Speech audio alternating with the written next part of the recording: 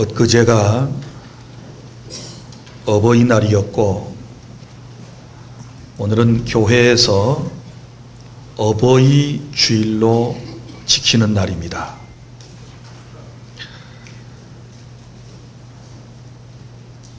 여러분들이 최근에 아마 이런 SNS를 받은 사람들이 있으리라고 생각을 합니다. 서울여자대학교 사랑의 엽서 공모전에서 대상작을 받은 부모님에 대한 글입니다. 제가 낭독해 드리겠습니다. 나에게 티끌 하나 주지 않은 거린들이 내게 손을 내밀 때면 불쌍하다고 생각을 했습니다. 그러나 나에게 전부를 준 어머니가 불쌍하다고 생각해 본 적은 없습니다. 나한테 밥 한 번 사준 친구들과 선배들은 고마웠습니다. 답례하고 싶어서 불러냅니다. 그러나 날 위해 밥을 짓고 밤늦게까지 기다리는 어머니께 감사하다고 생각해 본 적은 없습니다. 실제로 존재하지도 않는 드라마 속 배우들, 그들의 가정사에 그들을 대신해 눈물을 흘렸습니다. 그러나 일상에 지치고 힘든 어머니를 위해 진심으로 눈물을 흘려본 적이 없습니다. 골방에 누워 아파하던 어머니, 걱정은 제대로 한 번도 해본 적이 없습니다. 친구와 애인에게는 사소한 잘못 하나에도 미안하다고 사과하고 용서를 구했습니다. 그러나 어머니에게는 잘못을 셀 수도 없이 많아도 용서를 구하지 않았습니다. 죄송합니다. 죄송합니다. 세상에 어머니는 위대하기에 어머니를 생각하며 이 글을 올립니다. 라고 하는 이 글이 공모전 대상작의 내용입니다. 사랑하는 여러분, 오늘 이것이 우리들의 실상이고 우리들의 모습이라고 생각하지 않습니까? 거린들이 손을 내밀면 짠하고 불쌍한 마음이 들지만 일생을 자신의 삶의 전부를 내게 다 주신 부모님이 불쌍하다고 생각해 본 적이 있으십니까? 나한테 밥 한 그릇 사준 친구들, 선배들은 고마워서 그 공을 갚겠다고 억지로라도 불러내서 식사 대접을 기꺼이 합니다. 그러나 나를 위해서 밥을 짓고 밤늦게까지 기다리시는 어머니께 감사하다고 생각해 본 적은 없는 것이 사실입니다. 실제로 존재하지도 않는 드라마를 보면서 그 드라마 속의 배우들의 가정사의 안타까운 모습을 보면 눈물을 주룩주룩 흘리면서도 일상에 지치고 피곤하고 힘든 부모님을 위해 진심으로 눈물 한 번 흘려본 적이 없는 것이 우리들의 못된 마음입니다. 친구나 애인에게는 사소한 잘못 하나도 미안하다, 미안하다 사과하고 용서를 구하면서도 부모님에게는 셀 수도 없이 많은 잘못을 저지르고도 용서를 구하지 않은 우리들의 못된 마음입니다. 오늘 이 시간 우리는 하나님의 말씀의 거울 앞에서 우리 자신들의 모습을 성찰하며 불효했던 지난날을 회개하고 하나님 면전에서 올바로 서서 부모님께 효성을 다하는 그것을 다짐하는 오늘 어버이 주일이 될 수 있기를 바랍니다. 우리 기독교에 대해서 많은 사람들이 오해를 하고 있습니다. 그 오해하는 내용 가운데 하나가 기독교 신자들이 제사를 하지 않기 때문에 불효의 종교다, 이렇게 함부로 말하는 사람들이 있습니다. 그러나 사랑하는 여러분, 우리 기독교처럼 효를 강조하는 종교 또한 세상에는 없습니다. 우리 하나님께서 우리 인간들에게 십계명이라고 하는 것을 주셨습니다. 여러분이 잘 아시는 대로 1계명에서부터 4계명까지는 하나님을 섬기고 하나님을 예배하는 방법을 말씀을 하고 있고, 그리고 5계명에서부터 10번째 계명까지는 인간이 인간 세상에 살면서 행해야 할 윤리와 도덕, 그러니까 삶에 대하여 말씀을 하고 있습니다. 그런데 하나님께서 인간에게 주신 첫 번째 계명이 무엇인가 하면 내 부모를 공경하라 입니다. 신약성경 에베소서 6장 1절부터 3절까지 말씀 가운데 2절 말씀에 내 아버지와 어머니를 공경하라, 이것이 약속이 있는 첫 계명이다 라고 말씀을 하셨습니다.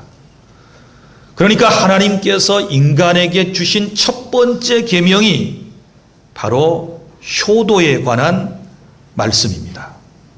이뿐만 아니라 신구약 성경 여러 곳에서 우리에게 효도할 것에 대하여 말씀을 해주셨는데, 신약 성경 골로새서 3장 20절, 출애굽기 21장 15절 17절, 신명기 27장 16절, 레위기 20장 9절 등등에서 우리에게 효도하라고, 부모님에게 정말 정성을 다한 효를 하라고 말씀으로 가르쳐주고 있다는 사실을 여러분 기억하시기를 바랍니다.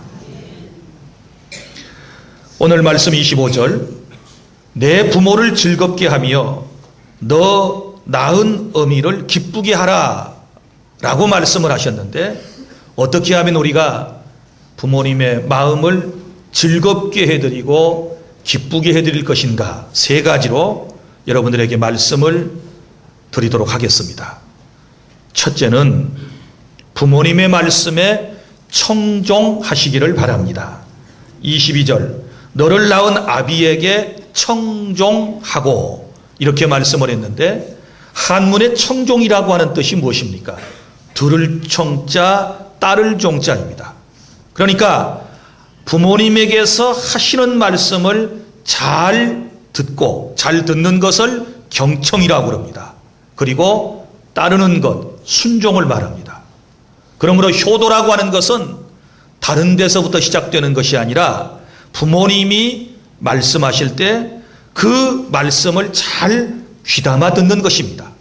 물론 본문이 말씀하는 의도는 부모님께서 하나님의 말씀을 전해 주실 때 그 말씀을 잘 귀담아 듣고 그 말씀대로 살아가는 것을 말씀을 하고 있습니다. 자, 그러면 우리가 부모님의 말씀에 청종해야 할 이유가 무엇일까요? 오늘 성경은 이렇게 말씀합니다. 너를 낳은 아버지에게 청종하고. 자, 우리가 부모님의 말씀을 잘 듣고 따라야 할 이유는 어디 있는가? 그러면 우리가 부모님을 통해서 세상에 태어났기 때문입니다. 이 땅에 존재하는 그 어떤 사람도 부모님 없이 존재하는 사람은 아무도 없습니다. 잘난 여러분들, 우리 다 부모님을 통하여 이 세상에 왔다는 사실을 우리는 분명히 기억하고, 나를 낳아주시고 나를 길러주시고 나를 여기까지 이끌어주시는 부모님의 말씀 앞에 순종하는 그런 아름다운 삶을 살아야 되는 줄로 믿으시기를 바랍니다. 사랑하는 여러분, 그런데 오늘날 많은 사람들은 부모를 거역한다고 그랬습니다. 하나님의 말씀을, 부모님의 말씀을 귀담아 듣지 않는 것이 오늘날 현대인들을 여러분 그렇게 성경은 말씀을 하고 있습니다. 너무나도 안타깝지 않습니까? 사랑하는 여러분, 우리는 성경에서 부모에게 정말 효성을 다하고 순종했던 한 인물을 찾아볼 수 있는데 바로 아브라함의 아들 이삭이라고 하는 사람입니다. 하나님께서 100살 때 이삭을 세상에, 아브라함의 나이 100살 때, 아버지의 나이 100살 때 이삭을 세상에 태어나게 하셨습니다. 그의 어머니 사라의 나이는 90살이었습니다. 정말 하나님의 은혜 가운데 세상에 태어났습니다. 그런데 어느 날 하나님께서 아브라함에게 임하셔서 말씀을 하셨지 않았습니까? 네가 사랑하는 내 독자들 이삭을 모리아 땅에 가서 내게 번제의 제물로 바쳐라. 하나님께서 말씀을 하셨습니다. 이때에 성경학자들은 이삭의 나이가 17살에서 20살 정도 되었다라고 보고 있습니다. 혈기가 왕성하고, 그리고 부모님들에 대하여 반항기가 아주 심해질 그런 연령인데 하나님께서 그의 아들을 바치라고 말씀하실 때 아브라함은 순종하지 않습니까? 독자 아들을 하나님께 드리기 위해서 제사에 쓸 모든 것을 챙겨가지고 모리아산으로 사흘길을 걸어갔습니다. 그리고는 그곳에 제단을 만들고 사랑하는 아들 이삭을 꽁꽁 묶기를 시작합니다. 여러분, 이때에 이삭은 자기 자신이 제물로 드려진다는 사실을 알고 있었습니다. 120살이나 된 아버지를 밀어뜨려 버리고 얼마든지 그 길을 피할 수 있었지만 이삭은 아버지가 묶을 때 그대로 서 있습니다. 오죽했으면 이삭을 예수님의 표상이라고까지 말씀을 하겠습니까? 그는 아버지의 절대적인 권위 앞에 순종합니다. 그리고 아버지에 의해서 꽁꽁 묶여진 채로 제단 위에 올려지게 되지요.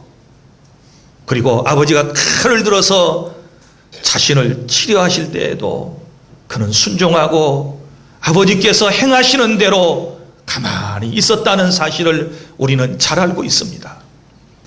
사랑하는 성도 여러분, 우리가 부모에게 순종한다라고 하는 것은 바로 이런 아브라함의 아들 이삭이 그의 아버지에게 순종했던 것처럼 이러한 순종을 말씀을 하고 있는 것입니다. 사랑하는 여러분, 부모를 기쁘게 해드리는 것이 다른 것이 아닙니다.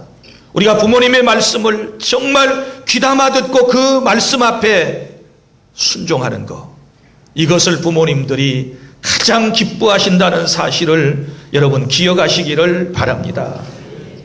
부모님들이 말씀하실 때 말대꾸하는 것은 옳지 않습니다.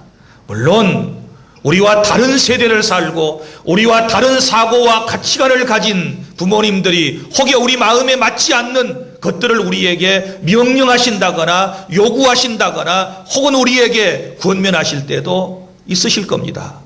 그러나 그럼에도 불구하고 그것이 죄 짓는 일이 아니라면, 그것이 아주 잘못된, 사회 통념적으로 잘못된 일이 아니라면 우리는 부모님의 말씀 앞에 기꺼이 순종하고자 하는 이런 마음을 가질 때에 우리 부모님들께서 기뻐하시고 즐거워하시게 될 줄로 믿습니다. 그리고 둘째는 어떻게 우리가 부모님을 즐겁게 기쁘게 해드릴 수 있을까요? 22절 하반절에 내 늙은 어미를 경히 여기지 말지니라. 무슨 얘기입니까? 부모님을 경히 여겨서는 안 된다. 바로 이 경히 여긴다라고 하는 말은 무슨 말입니까? 멸시한다, 혹은 업신 여긴다, 혹은 소홀히 여긴다, 혹은 가볍게 생각한다는 여러 가지 뜻을 담고 있지 않습니까? 사랑하는 성도 여러분, 젊은 부모님도 나이가 드시면 늙게 돼요. 늙지 않는 사람이 없죠. 그런데 대부분 부모님이 젊으셨을 때, 그리고 내가 아주 어렸을 때는 모두가 다 부모님을 소중하게 여깁니다. 부모님을 귀하게 여깁니다. 부모님을 절대적인 존재로 생각할 때가 있습니다. 왜냐하면 아버지는 모든 것을 다 하실 수 있고 어머니는 모든 것을 다 하실 수 있다라고 믿기 때문입니다. 그런데 세월이 지나서 부모님이 연세가 지긋해지시게 되면 우리 부모님들의 모습은 강한 모습이 아닙니다. 아주 약한 모습입니다. 여러분, 외모를 먼저 보십시오. 외모가 정말 볼품이 없어지지 않습니까? 주름은 늘어가고 이는 빠지고, 그리고 눈썹과 머리털은 하얘지고, 외모가 옛날하고는 달라진다는 모습을 우리는 잘 알고 있습니다. 세월 앞에 그 누가 이 늙는 길을 거부하고 여러분 항상 건강하고 젊은 시절에 그 모습으로 살아갈 수 있겠습니까? 때가 되면 사람은 다 노화 현상으로 인하여 외모가 변하게 되는 것입니다. 그리고 외모에서는 여러분들이 가장 싫어하는 노인의 체취가 있습니다. 노인에게서만 나는 독특한 냄새가 있습니다. 사람들은 그것을 싫어합니다. 그러니까 내가 어렸을 때는 그렇게도 귀하고 소중했던 부모님들이 늙고 병들면 경이 여겨지게 되는 거예요. 우리 그리스도인들은 이래서는 절대로 아니 되는 줄로 믿으시기를 바랍니다. 아무리 늙고 병들었어도 내가 그 부모님을 통하여 세상에 태어났다는 사실을 우리는 간과해서는 아니 될 줄로 믿습니다. 그리고 또 부모님들은 기억력이 자꾸 이제 흐려지게 되는 것이지요. 젊었을 때는 온갖 것을 다 기억하고 말할 수 있지만 늙고 병들고 또 치매라도 앓게 되면 기억력이 떨어지면서 자꾸 말씀하시는 것들이 어눌해지지 않습니까?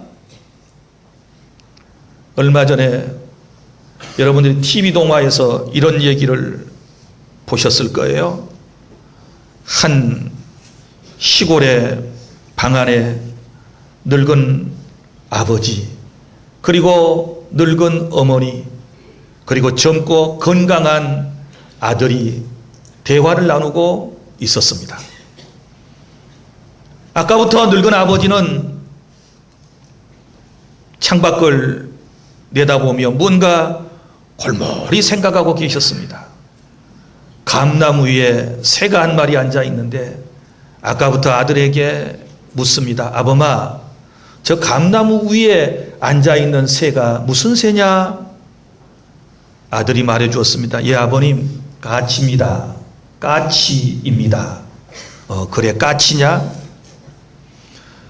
또 조금 있다가 이 아버지가 한숨을 푹 쉬시면서 또 아들에게 물어봅니다. 아들아, 저 나무 위에 새가 무슨 새냐? 아들이 대답합니다. 예, 아버지, 까치입니다. 또 조금 있다가 아버지가 또 질문을 합니다. 아범아, 저 나무 위에 새가 무슨 새지? 아들이 언짢아졌습니다. 예, 아버지, 까치요. 또 조금 있다가 아들이 또 물어봅니다. 아들아, 저 나무 위에 새가 뭐야? 무슨 새라고 그랬지? 아들이 큰 소리로 대답합니다. 예, 아버지, 까치요, 까치. 까치도 모르십니까? 그때에 그 부자지간의 대화를 가만히 설거지를 하다가 듣고 계시던 어머니가 계셨습니다. 어머니가 아들을 불러 세웠습니다. 예, 아범아, 이리 와봐라. 그리고 어머니가 말씀하셨습니다. 얘야, 네 아버지는 아프셔. 네 아버지는 치매셔. 아버지가 한 서너 번 저게 뭐냐고 물으시는 말씀에 너는 아주 화가 단단히 나 있구나. 언짢게 생각하고 있구나. 너 못마땅하게 생각하고 있구나. 그런데 아범아, 한번 생각해봐. 너 말을 누구한테 배웠니? 너 아빠한테 배웠어. 네가 아주 어렸을 때 말이야. 네가 갓 돌이 지났을 때 아버지는 내 손을 잡고 시장거리를 거니시고 온 동네를 자랑스럽게 너를 데리고 다니시면서 네가 묻는 말에 다 아버지는 대답해 주셨단다. 너는 어린 아이로서 보는 것마다 신기해서 아빠 저거 뭐야? 아빠 저건 뭐야? 아빠 저건 뭐지? 아빠 저건 뭐야? 네가 수천 번 이상을 질문을 하고 묻고 또 물을 때 너희 아버지는 한 번도 화낸 적이 없으시고 한 번도 짜증내지를 않으시고 네가 말하는 그 모습이 귀엽고 예뻐서 너희 아버지가 다 너에게 말씀해 주셨어. 그리고 너는 네 아버지를 통해서 말을 배웠어. 그런데 아버지가 치매에 걸려가지고 몇 번 연거푸 물어보신다고 너는 그렇게 화를 내고 짜증을 내면서 너 아버지에게 그렇게 하는 것이 옳으냐?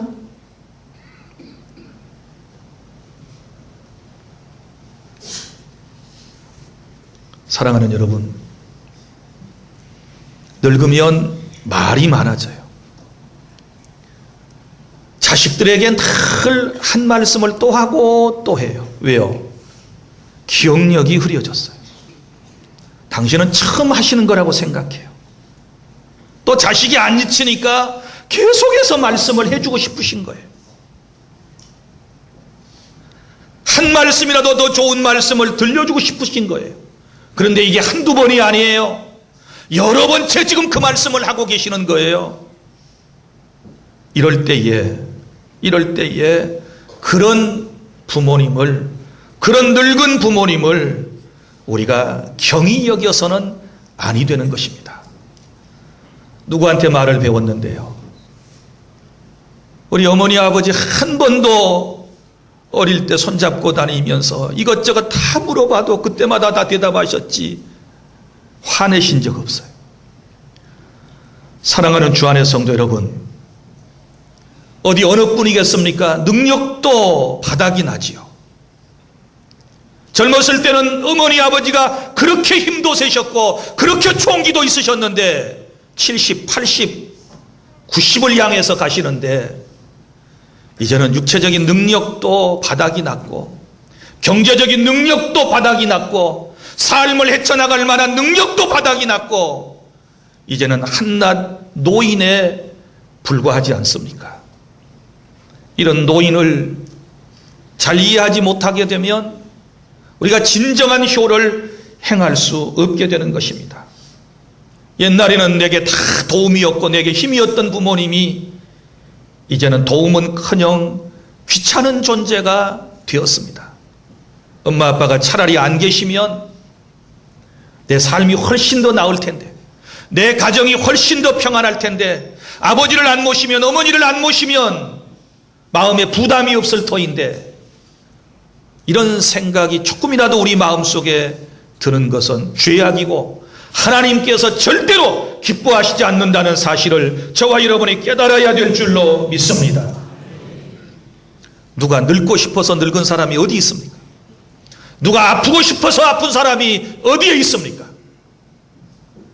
인간의 생로병사는 인간이 세상에 살면서 겪어야 할 통과 의례이고, 우리도 또한 나이가 들어서 늙게 될 것이고, 우리도 병들게 될 것이고, 우리의 수족도 힘이 없을 것이고, 우리의 치아도 흔들리고 빠지게 될 것이고, 우리의 머리카락도 은빛이 될 것이고, 우리의 살아가는 모습들도 구차한 모습으로 변할 것이고, 우리의 몸에서 냄새 안 나겠습니까? 사랑하는 주 안의 성도 여러분, 늙고 병든 부모님이라 할지라도 우리는 절대로 경히 여겨서는 안 돼요. 경히 여기지 말라고 하는 이 말씀의 뜻은 무엇일까요? 정확한 본문의 의미는 부모님이 늙었을 때라도 그 입을 통하여 주시는 말씀을 무시하지 말고 순종하라고 하는 그런 의미를 담고 있는 것입니다. 그러므로 나의 부모님을 내가 무겁게 여겨야죠.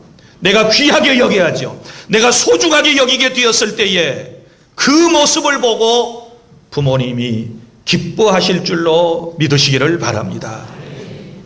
솔로몬은 왕위에 오르게 되었을 때 자기 어머니가 오시는 모습을 보고 왕좌에서 일어나 가지고 자기 어머니를 그 자리에 대신 앉히셨어요.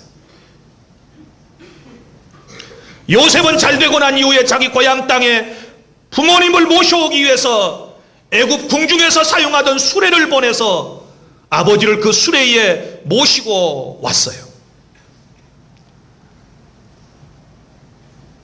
사랑하는 여러분, 외모가 어떻든 뭘 많이 물려주셨던 물려주시지 아니했던 배웠던 못 배웠던 내가 그 부모를 통해서 세상에 왔고 그 부모의 보살핌이 없었다면 오늘의 내가 없다는 사실을 기억하고 우리의 부모님들을 소중히 여기는 마음을 갖는 그것이 바로 부모님의 마음을 즐겁게 하는 것이고 기쁘시게 해드리는 것이라는 사실을 저와 여러분이 마음속에 깊이 새겨야 될 줄로 믿으시기를 바랍니다. 셋째로, 부모님을 즐겁게 해드리려면 우리가 올바로 살아야 합니다. 23절, 24절 말씀, 좀 연결이 잘 되지 않는 말씀 같은데 곰곰이 생각해 보면 여기에 깊은 뜻이 있습니다. 진리는 사되 팔지는 말며 지혜와 훈계와 명철도 그리하라. 이게 무슨 이야기입니까? 효도하라고 말씀하시더니 진리는 사되 팔지는 말고 지혜와 훈계와 명철도 그렇게 해라. 이렇게 말씀을 해주셨는데 여기서 이 귀한 말씀은 자식이 하나님의 말씀대로 살 때 부모의 마음이 기쁘고 즐겁다 그 말입니다. 내가 너에게 가르쳐준 진리 절대 이거 팔아버리지 말고 내가 가르쳐준 진리의 말씀 하나님의 말씀 그대로 살아가는 너의 그 모습을 보고 내 마음이 기쁘고 즐거워진다 라고 하는 주님의 말씀이고 또 24절에 보면 의인의 아비는 크게 즐거울 것이요. 의인이 누구요? 하나님의 말씀대로 올곧게 살아가는 사람은 부모의 마음속에 큰 기쁨을 주고 부모님의 마음을 즐겁게 해주는 효자인 줄로 믿으시기를 바랍니다. 지혜로운 자식이 부모님을 즐겁게 해드린다라고 말씀을 하지 않습니까?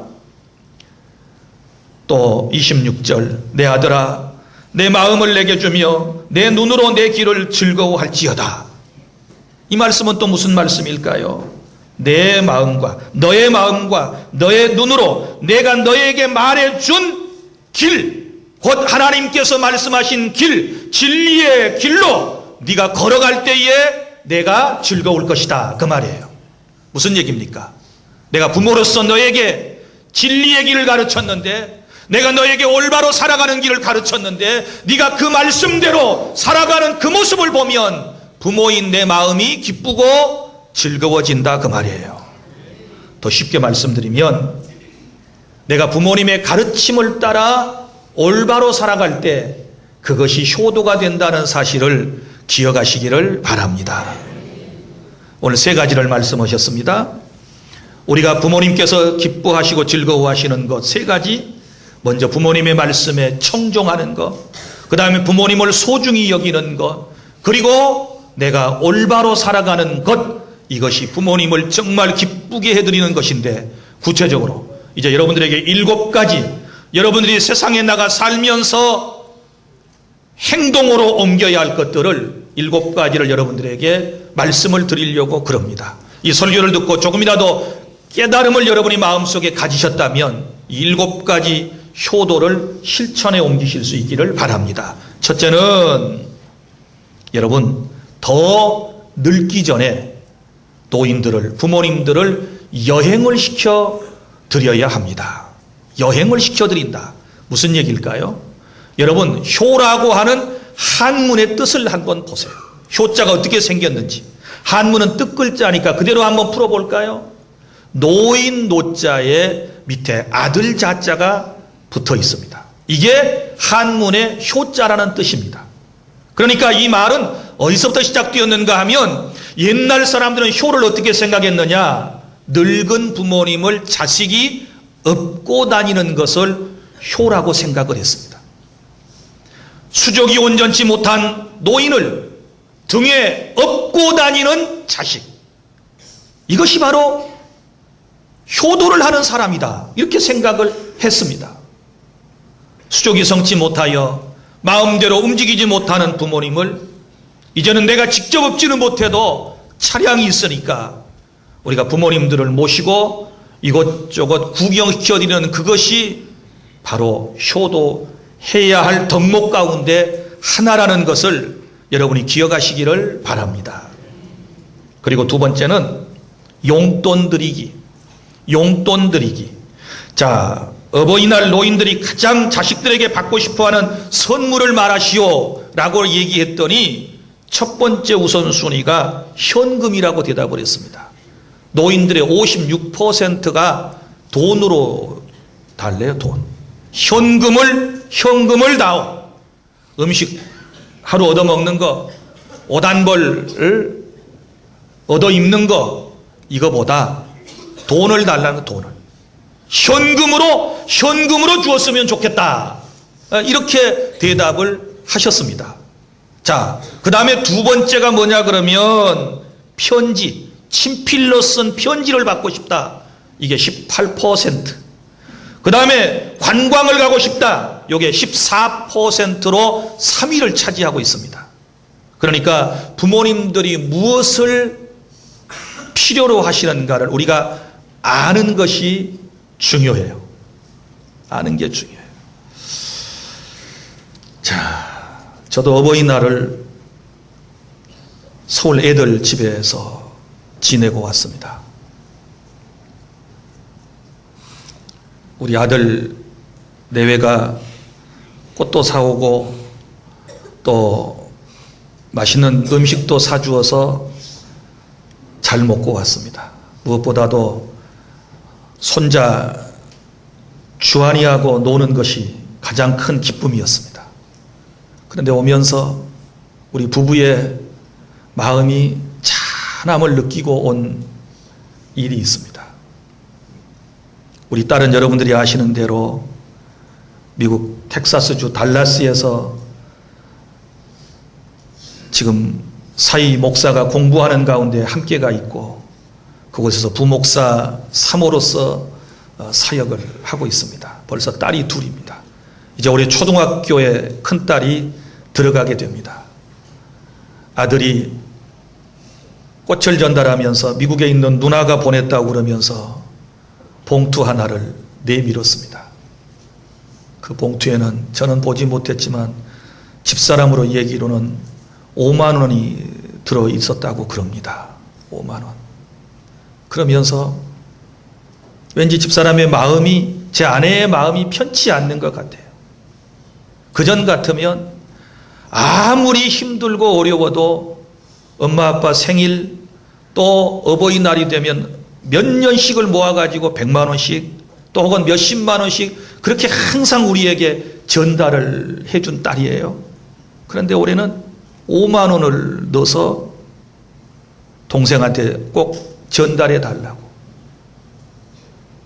그리고 내놨어요. 그리고 이제 카톡으로 연락이 왔어요. 엄마 아빠 죄송해요. 많이 못 보내드려서 죄송해요. 두 분이 어버이날 커피라도 사 드세요. 다음에는 더 많이 보낼게요. 이렇게 보내온 돈이었어요. 그래서 제가 이제 또 보냈지요. 딸아 고맙다. 너도 어려울 터인데 그렇게 돈을 보냈냐? 고마워. 감사해. 이런 편지를 보내고 오는데 집사람하고 둘이 지금 형 마음이 편치를 하네. 편치를 하네. 부목사, 유학생, 사모, 또 그리고 두 아들의 엄마로서 또 장남의 며느리로서 그렇게 해외에 나가서 사는 게 넉넉하지 않거든요. 오면서 그랬어요. 여보, 우리 돈 보내줘야 되겠다. 딸 너무 짠하다. 사위는 놔두고라도 우리 딸이 너무 짠한데 지금 5만 원 받고 밤이 너무 미어지는 것 같아서 우리 딸한테 돈 보내줘야 되겠어.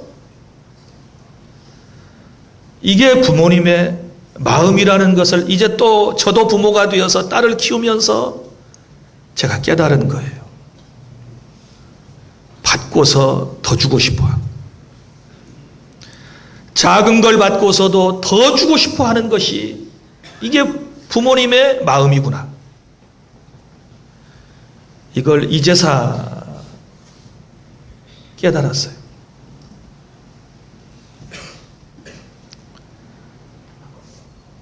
부지런히 모았다가 꼭 필요할 때 쓰시라고 용돈을 드릴 수 있을 만큼 여러분들의 삶이 그렇게 나아지실 수 있기를 바랍니다.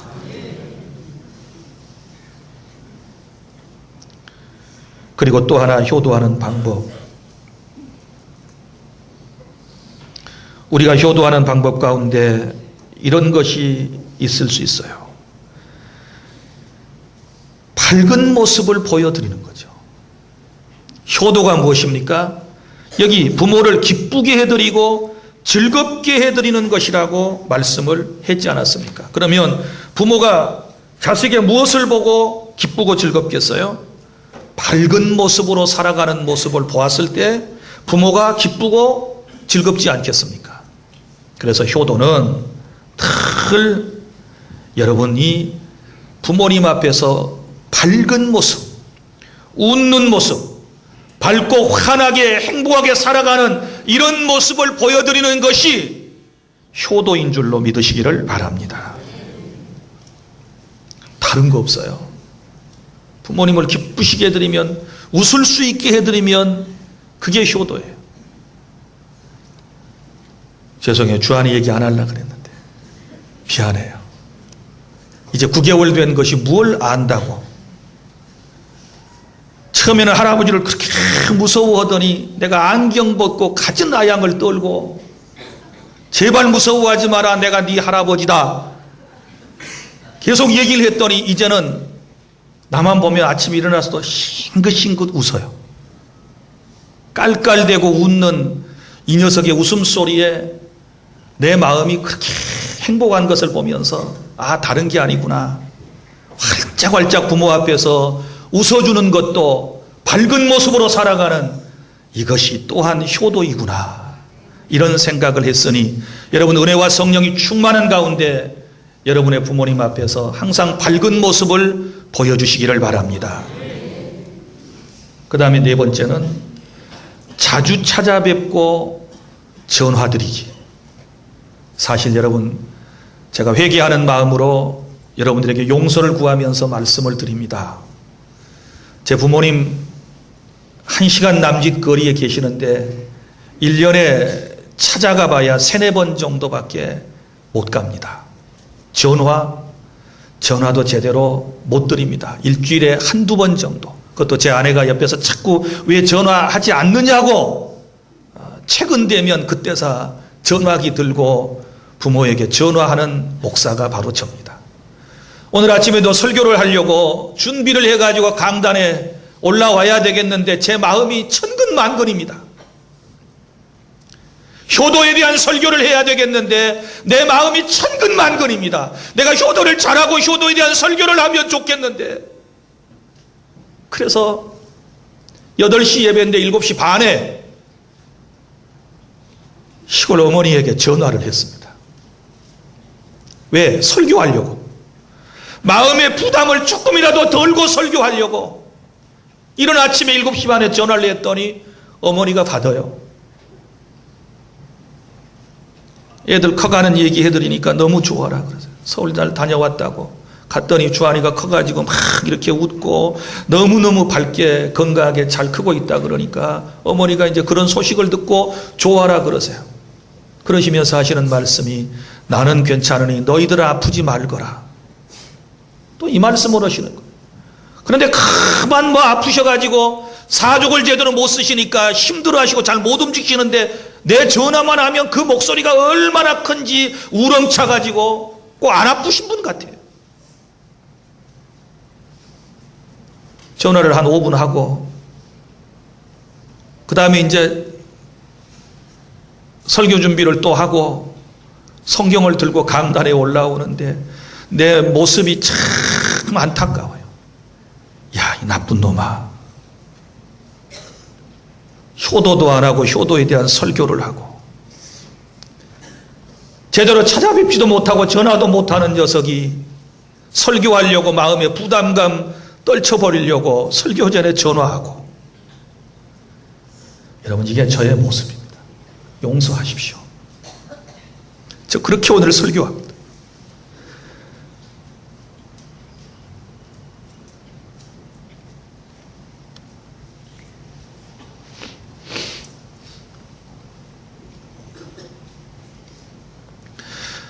자주 찾아뵙고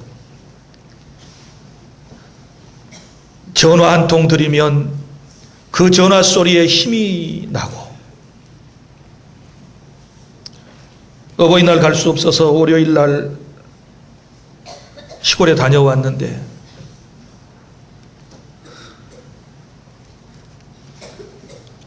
네 얼굴 보니까 마음이 놓인다고. 이런 말씀을 하실 때 정말 저도 이제 부모가 되면서 또 자식을 기르는 아비로서 죄책감을 계속 느껴요, 지금. 여러분, 다 바쁘지요. 저도 여러분도 이제 부지런히 찾아뵙고 조속으로 전화라도 드려서 우리가 부모님들의 마음을 편하게 해드릴 수 있는 저와 여러분이 될 수 있기를 바랍니다. 5번째는 부모님 앞에서 형제와 형제가 서로 사랑하는 모습을 보이는 것이 중요하다고 생각합니다. 자식들이 부모 앞에서 싸우는 것처럼 불효가 없죠. 형제자매가 서로 사랑하며 행복한 모습으로 살아가는 모습을 보여줄 수 있도록 노력을 하고, 그 다음 6번째는 자식인 내가 잘 되는 것이 효도인 줄 알아야 돼요. 이걸 입신양명이라고 그러죠. 입신양명. 다른 거 없어요. 부모님들은 자식 잘 되는 그걸 자랑으로 삼고 보람으로 삼고 살아가시는 겁니다. 나는 여러분들이 어찌하든지 예수님 잘 믿고 하나님께서 주시는 복을 받아서 다 잘 되시기를 바랍니다. 여러분이 성공한 모습을 부모님들에게 꼭 보여주는 그런 효도가 있기를 바랍니다. 패가망신한 모습 아니라 잘된 모습을 보여드리는 것이 가장 큰 효도이고, 마지막으로 하나 더, 부모님들의 영혼을 전도해서 천국으로 모셔드리는 것이 가장 큰 효도인 줄로 믿으시기를 바랍니다.